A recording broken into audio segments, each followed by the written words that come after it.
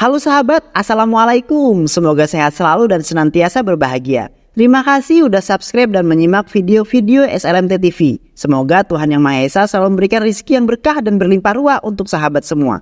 Nah, kali ini SLMT TV akan membawakan alur cerita film yang berjudul World Want to Seek. Penasaran dengan alur ceritanya? Langsung aja tanpa banyak basa-basi. Ini dia World Want to Seek.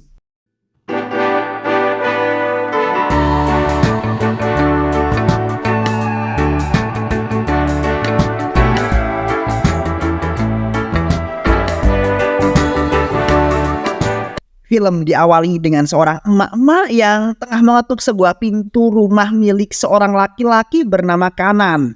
Kita panggil saja emak-emak yang lagi mengetuk pintu itu dengan nama Mak Ijah.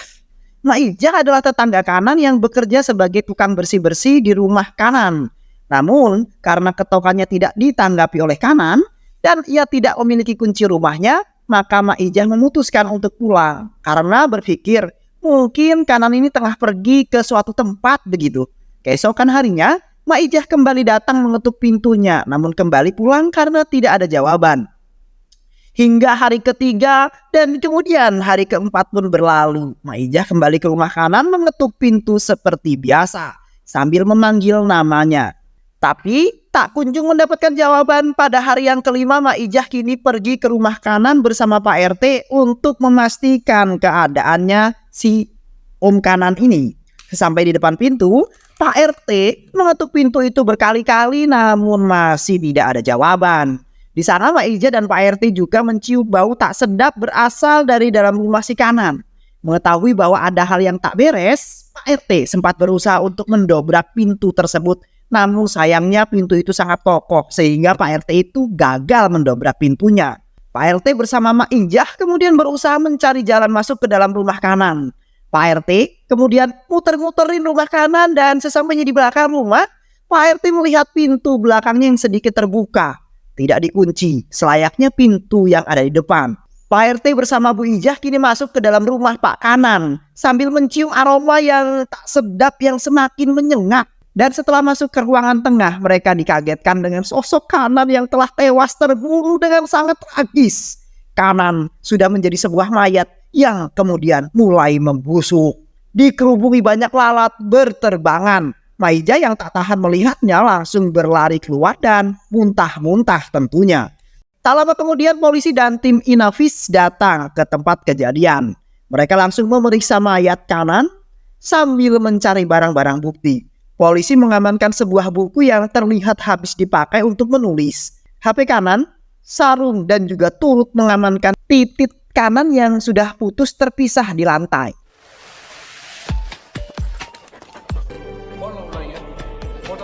Di lain sisi, polisi kini telah menyelidiki kasus itu dengan mengecek rekaman CCTV di sekitar rumah Kanan. Dan tepat pada pukul 1 siang di hari itu, terlihat dua orang pengendara motor yang mencurigakan. Penampilan mereka terlihat seperti seorang kurir. Sebut saja kedua orang itu adalah Dadan yang mengendarai motor dan Raju penumpang motor. Keduanya tengah berboncengan menuju rumah Kanan. Sesampainya di rumah Kanan, sang sopir yaitu Dadan lalu menurunkan temannya Raju dan langsung cabut pergi. Sementara itu, Raju terlihat sedang menelpon Kanan. Ia mengatakan bahwa saya kurir makanan yang mengantar makanan Anda. Raju yang mendengar hal tersebut membantahnya bahwa Raju sama sekali belum memesan makanan. Setelah gagal menemui Kanan, Raju nekat memasuki rumah Kanan. Kanan yang mengetahui hal tersebut kemudian marah dan menegaskan sekali lagi bahwa ia tidak memesan makanan. Namun Raju beralasan bahwa ia terpaksa masuk karena kantornya bersikukuh untuk mendapatkan tanda tangan Kanan. Kanan yang tidak ingin berlama-lama tanpa basa-basi kemudian menuruti perkataan Raju dan memberikan tanda tangannya. Di saat Kanan tengah memberikan tanda tangannya, Raju yang melihat bahwa Kanan lagi lengah kemudian menusuknya dan menghantam kepala Kanan ke sebuah tembok. Kanan yang kemudian pingsan. Ia lalu digotong oleh Raju ke dalam rumah. Entah atas dasar apa Raju dengan tega menghabisi si Kanan. Itulah kronologi bagaimana Kanan tewas di rumah pada hari itu. Namun, polisi perlu mengetahui kronologi kematian Kanan karena kabel rekaman CCTV itu sudah lebih dulu diputus oleh Dadan sebelum proses pembantaian. Polisi kemudian mengambil sebuah berkas yang mana berkas tersebut ternyata adalah berkas laporan Kanan. Kanan sempat melaporkan kepada polisi bahwa beberapa hari terakhir ia merasa seperti sedang diikuti dan diawasi oleh seseorang. Benar saja pada saat itu Kanan sedang mengendarai motor. Ia hendak pulang ke rumah setelah seharian bekerja. Namun di tengah jalan ke arah yang bersamaan, terlihat dari kejauhan sebuah bajai tengah berparkir. Ternyata di dalam bajai tersebut terdapat 2 orang yang telah menunggu Kanan sambil mengawasi dirinya. Sebut saja kedua orang itu dengan Badrol, si supir, dan Lim penumpang bajai. Kanan yang terus mengendarai motornya perlahan-lahan mendekati bajai tersebut. Dan saat Kanan berada persis di samping bajai, Lim dengan pedangnya berusaha membunuh Kanan. Dia menusukkan pedangnya tersebut kepada Kanan. Namun tusukan itu hanya mengenai punggung Kanan. Kanan kemudian jatuh tersungkur. Lim yang merasa tidak puas kemudian turun dengan membawa pedangnya. Ia berniat untuk menghabisi Kanan di sana. Namun Badrol menghalanginya dan meminta Lim untuk segera naik kembali ke dalam bajai. Ia tak ingin aksi mereka diketahui para warga yang tepat berada di sana dan memutuskan untuk segera pergi. Lim dan Badrul merasa kesal karena gagal membunuh Kanan. Mereka lalu menghubungi seseorang dan menyampaikan bahwa mereka gagal membunuh Kanan. Kini kamulah yang harus membunuh Kanan. Kematian Kanan pasti berada di tanganmu. Begitulah kata Badrul.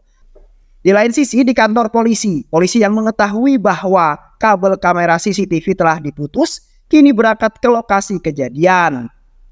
Di sana para polisi itu lalu memanggil Pak RT. Singkat cerita, polisi menceritakan apa yang mereka ketahui tentang CCTV tersebut.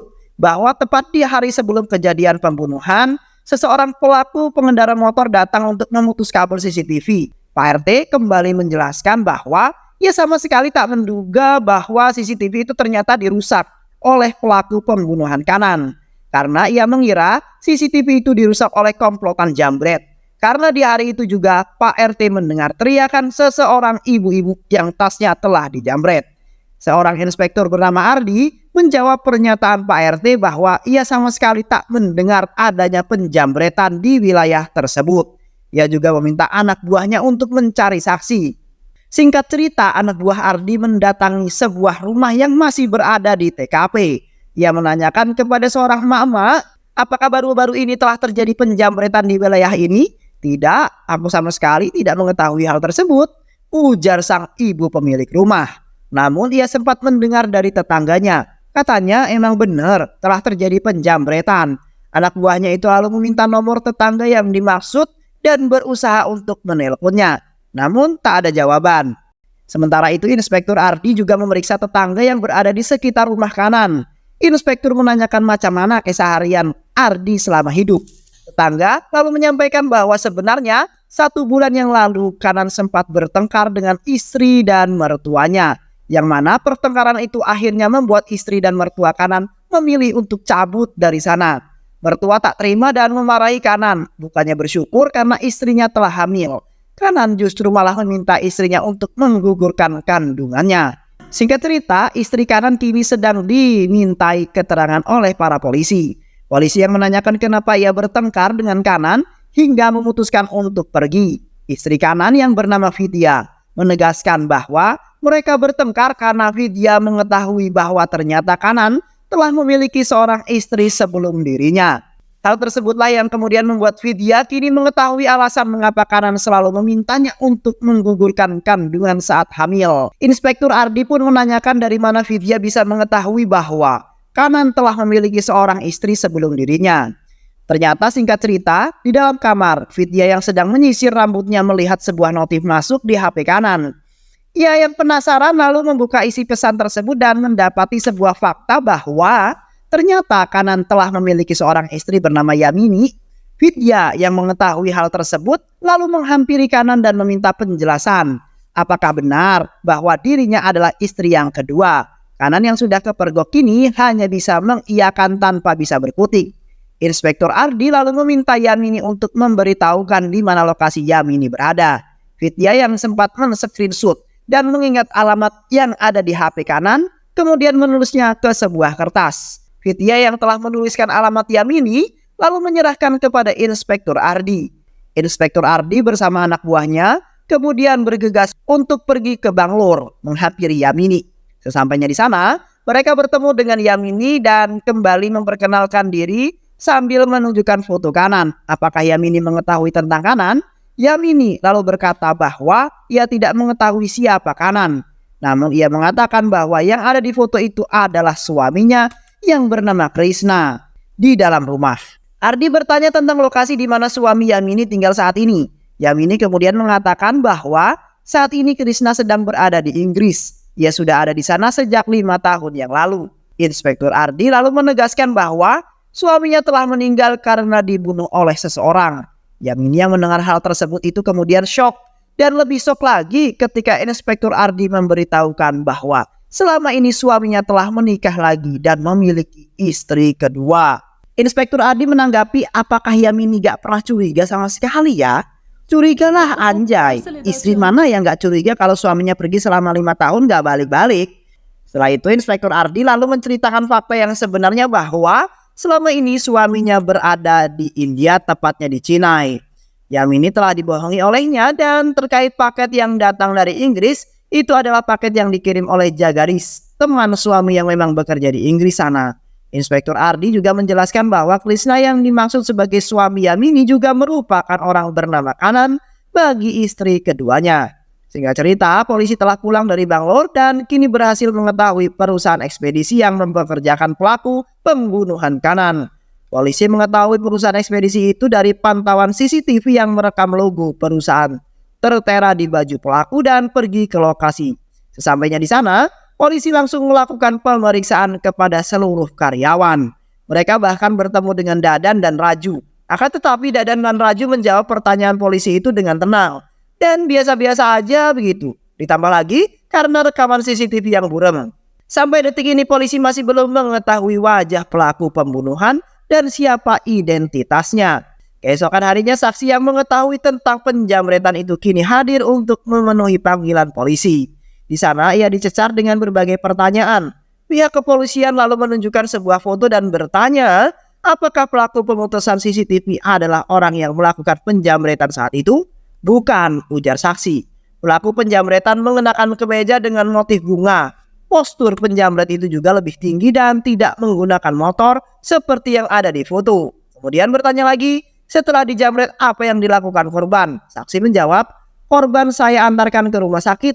Saya yang melihat korban tengah hamil memberhentikan bajai yang sedang lewat dan mengantarkannya ke rumah sakit terdekat. Polisi bersama saksi itu kemudian pergi ke pangkalan bajai untuk mencari si sopir bajai yang mengantarkan korban. Namun setelah beberapa waktu melakukan pencarian, hasilnya nihil. Mereka tak menemukan sopir itu di sana. Mereka kemudian beralih ke rumah sakit terdekat dan menanyakan, apakah 1 minggu yang lalu ada seorang emak-emak hamil datang ke sini dengan menggunakan bajai. Petugas rumah sakit yang melakukan pengecekan data tidak menemukan orang yang dimaksud. Dalam 1 minggu tidak ada emak-emak hamil yang melakukan pengecekan kesehatan di mari. Polisi pun kemudian pulang dengan tangan kosong. Mereka tampak frustasi dan menemui jalan buntu.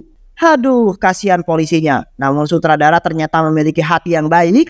Tiba-tiba kita diperlihatkan dengan si korban yang merupakan ibu hamil. Si ibu hamil yang sedang berjalan di dalam gang kompleks. Rupanya telah ditunggu oleh seorang pria berkemeja bunga-bunga.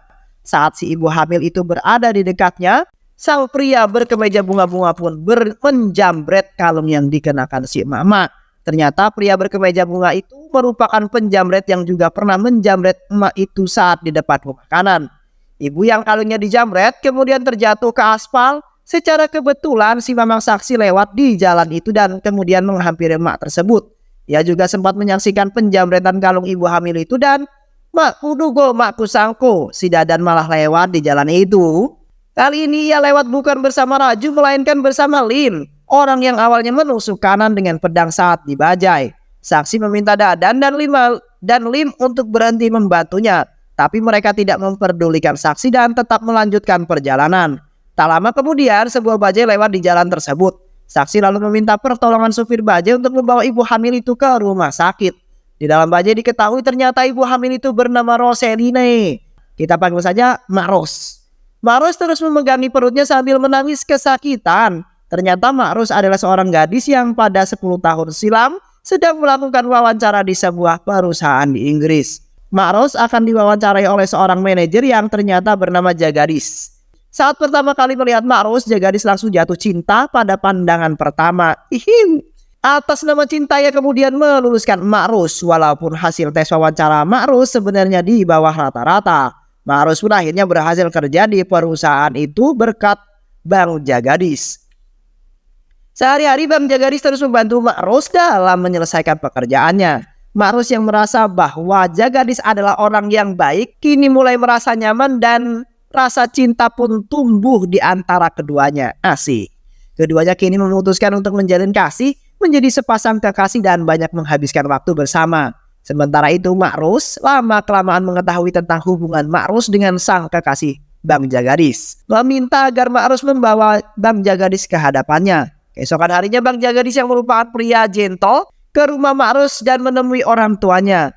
Kedua orang tua Ma'rus menyetujui hubungan mereka, namun hubungan mereka tidak semulus itu. Mereka memiliki suatu kendala, yaitu perbedaan agama. Namun atas nama cinta, Bang Jagadis rela pindah agama, satu agama dengan Ma'rus. Kini kendala dalam hubungan mereka telah berhasil dihilangkan. Singkat cerita, Bang Jagadis dan Ma'rus pun meresmikan hubungannya ke jenjang pernikahan. Bang Jagadis mengisi hari-hari dengan Ma'rus dengan penuh warna, dengan penuh rasa cinta.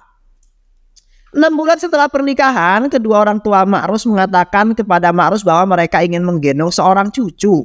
Ma'rus menyampaikan hal itu kepada Bang Jagadis, namun Bang Jagadis menolaknya dengan alasan bahwa mereka akan menjadi seorang anak jika hidup mereka sudah terbilang mapan. Suatu ketika perusahaan memindahkan tugaskan Bang Jagadis ke Noida, negara bagian utara Pradesh, India. Bang Jagadis dengan senang hati menerimanya karena ia berpikir akan mendapatkan uang dan uang yang lebih banyak. Ma'rus dan Bang Jagadis pun kini terpaksa hidup terpisah. Awalnya hubungan mereka masih hangat, masih sangat harmonis. Bang Jagadis sering menghubungi Ma'rus. Hingga seminggu kemudian Bang Jagadis jarang menghubungi Ma'rus dan kini Ma'rus yang justru sering menghubungi Bang Jagadis. Namun Bang Jagadis jarang menjawabnya. Singkat cerita 3 bulan telah berlalu. Ma'rus teringat bahwa dulu Bang Jagadis pernah menghubunginya melalui temannya.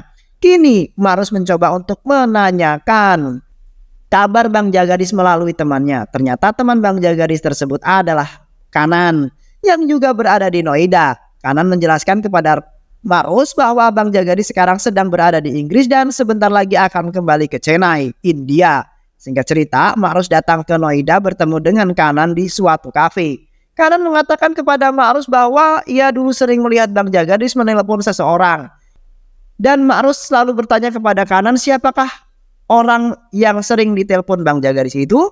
Kanan lalu menjawab pertanyaan Ma'rus bahwa orang itu adalah teman wanitanya. Ma'rus merasa sedih mengapa Bang Jagadis tidak mengakui dirinya sebagai seorang istri. Dan yang membuat Ma'rus tambah sedih lagi adalah ia bingung harus mengatakan apa kepada orang tuanya nanti.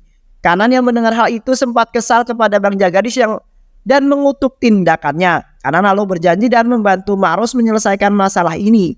Beberapa hari kemudian Kanan bertemu dengan Ma'rus. Ia menyampaikan bahwa ia sempat menghubungi Bang Jagadis dan berbicara dengannya.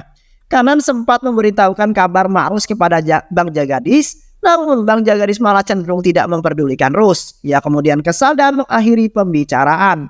Rus yang mendengar hal itu seolah-olah sudah merasa hampa dan bosan dengan Jagadis. Ia mengatakan bahwa Jagadis adalah bukti nyata kesalahan terbesar pernah ia lakukan. Dan Rus akan berusaha melupakannya. Rus juga meminta kepada Kanan untuk tidak lagi menemuinya. Namun Kanan justru berusaha untuk terus memepet Rus. Ia sering menghubungi Rus via telepon. Singkat cerita, Kanan bertemu dengan Rus. Ia menyampaikan bahwa ia mencintai Rus dan berjanji akan menyembuhkan luka yang telah ditinggalkan Jagadis di hati Rus. Rus yang mendengarkan janji manis dari Kanan kemudian terbuai. Mereka kini resmi berpacaran dan kelak akan menikah. Saat Kanan sedang memeluk Rus, terlihat Kanan yang tengah mengambil foto mereka secara diam-diam. Dan saat itu pula terlihat bahwa ternyata Kanan dan Jagadis sudah merencanakan hal tersebut. Sejatinya, Kanan adalah seorang playboy yang sering memainkan hati wanita. Entah berapa banyak wanita yang telah menari-nari di telapaknya. Padahal Kanan sudah menikah dengan Yamini yang berada di Bangalore. Singkat cerita, saat Jagadis baru pertama kali tiba di Noida, ternyata ia sekamar dengan Kanan yang merupakan koleganya. Walaupun mereka berbeda perusahaan. Pada saat itu, Bang Jagadis yang HP-nya lowbat meminjam HP kanan untuk menghubungi istrinya, Rose. Jagadis yang menyampaikan kepada Rose bahwa kini ia telah sampai di Noida. Itulah awal mula Kanan mendapatkan nomor si Rose. Di malam minggu, Kanan mengajak Bang Jagadis untuk pergi ke sebuah klub malam. Jagadis terlihat canggung saat masuk ke sana. Di sana Kanan memperkenalkan Jagadis kepada manajernya yang bernama Sakna. Sakna yang terpesona dengan Jagadis mulai sange kepada dirinya. Ia lalu mencoba untuk menggoda Jagadis. Jagadis yang awalnya Mimin kira cupu ternyata adalah suhu, bro. Jagadis selalu menerima godaan Sakna dan kini melayani Sakna, berwik-wiknya dengannya. Keesokan harinya di balkon apartemen, Kanan bertanya kepada Jagadis apakah ini merupakan kali pertama dia melakukannya. Ia bahkan setelah aku menikah, ini adalah pengalaman pertamaku. Jagadis selalu memberitahukan kepada Kanan bahwa Sakna akan membawanya pergi ke Inggris. Jagadis merasa senang karena ini merupakan kesempatan baginya. Karena saat ini di otak Jagadis hanya berisi karir, uang, dan uang. Bagaimana caranya agar bisa menghasilkan uang lebih banyak? Kanan lalu menanyakan kepada Jagadis lalu bagaimana dengan istrinya. Uang lebih penting daripada seorang istri. Ia meminta Kanan untuk mencari-cari alasan jika sewaktu-waktu istrinya menanyakan kabar dirinya. Kanan pun setuju untuk membantu Jagadis. Kanan yang sebelumnya sudah berjanji kepada istrinya bahwa ia akan pergi ke Inggris. Kini meminta bantuan Jagadis untuk bisa mengirimkan beberapa paket dari Inggris sebagai bukti untuk istrinya. Dan deal, mereka berdua lalu sepakat. Inilah alasan mengapa sekarang Kanan bisa mendapatkan Rose. Berbulan-bulan telah berlalu, Kanan yang menjalani hubungan dengan Rose ternyata pernah meniduri Rose. Bahkan membuat Rose mengandung anaknya sebanyak 2 kali, ajaib. Namun Kanan menyuruh Rose untuk terus menggugurkan kandungannya. Namun kali ini Rose menolak perintah Kanan. Ia akan tetap mengandung anaknya Kanan. Hal itulah yang kini membuat hubungan Rose dan Kanan menjadi retak. Suatu hari saudara Rose melihat Kanan yang sedang berjalan dengan seorang gadis bernama Vidya. Ia lalu mengikuti kemana Kanan pergi dan ternyata Kanan masuk ke dalam sebuah rumah yang kini merupakan tempat tinggalnya bersama Vidya. Saudara Rose tadi itu ternyata bernama Raju. Begitu pula dengan Lim yang merupakan paman Rose. Mereka semua lalu berkumpul dengan yang lainnya di suatu kamar. Mereka kesal dengan apa yang telah Kanan lakukan kepada Rose. Mereka sakit hati karena mengetahui bahwa Rose telah ditipu dan dipermainkan oleh Kanan. Mereka lalu merencanakan sebuah aksi untuk menghabisi Kanan. Seminggu terakhir mereka terus mengawasi Kanan. Dan Badrul bersama Lim lalu memulai pembukaan aksi mereka dengan menusuk Kanan walaupun tusukan itu tidak berhasil menghabisi Kanan. Badrul menelpon Rose bahwa dirinya lah yang seharusnya menghabisi Kanan. Keesokan harinya lalu mereka melancarkan aksi pembunuhannya. Dadan bertugas untuk memutus kabel CCTV dan Raju bertugas untuk menangkap Kanan. Ia memukul dan menyiksa Kanan di dalam ruangan itu. Rose sudah menunggu untuk membunuh Kanan. Kanan yang terkejut karena Rose tengah hamil tua. Lalu bertanya mengapa Rose bisa ada di sini. Kanan kemudian berkata bahwa ia bukanlah wanita lemah yang tak berdaya dipermainkan oleh laki-laki bejat seperti dirimu. Singkat cerita, Kanan yang kini sudah tak berdaya diminta Rose untuk menuliskan alamat istri pertamanya si Yamini. Setelah menuliskan alamat tersebut, Kanan lalu memelas kepada Rose dan meminta maaf kepada dirinya. Ia berjanji akan berubah jika Kanan memberikannya kesempatan yang kedua kalinya. Namun beras sudah menjadi nasi dan nasi yang kebanyakan air lalu menjadi bubur. Rose sudah muak dengan kelakuan Kanan dan tak ingin ada wanita yang menjadi korban berikutnya. Raju lalu membekap mulut Kanan agar tidak berteriak saat Rose memotong titiknya. Tak lama kemudian, Kanan pun akhirnya tewas. Rose dan Raju telah menyiapkan rencana itu matang-matang untuk menghilangkan jejak Raju lalu mengganti pakaian dan agar tidak ada sidik jari yang tertinggal. Rose menggunakan kulit palsu di tangannya. Setelah berhasil membunuh Kanan, mereka lalu pergi dari sana. Rencana kedua lalu dijalankan. Kini Rose berperan seolah-olah dia adalah korban penjambretan. Penjambretan itu tentunya dilakukan oleh saudara-saudara Rose. Mereka sengaja merencanakan aksi penjambretan itu untuk membuat alibi. Seolah-olah penjambret itulah yang memotong kabel CCTV. Beberapa hari kemudian, Rose yang sedang santai melihat sebuah berita tentang polisi yang telah menemukan seorang mayat laki-laki yang tewas secara bersamaan. Dan secara bersamaan di tempat yang sama juga telah terjadi aksi penjambretan. Polisi kemudian memberikan klarifikasi bahwa kasus ini murni kasus pembunuhan yang dilandasi rasa dendam. Polisi menyimpulkan hal itu setelah melihat mayat kanan yang tewas secara mengenaskan. Di akhir cerita, terlihat seorang pemulung yang sedang mengorek-ngorek sesuatu, dan di dalam tempat sampah saat sedang mengorek-ngorek tempat sampah itu, dia lalu dikejutkan dengan sebuah janin hasil aborsi yang penuh darah. Dan film pun selesai.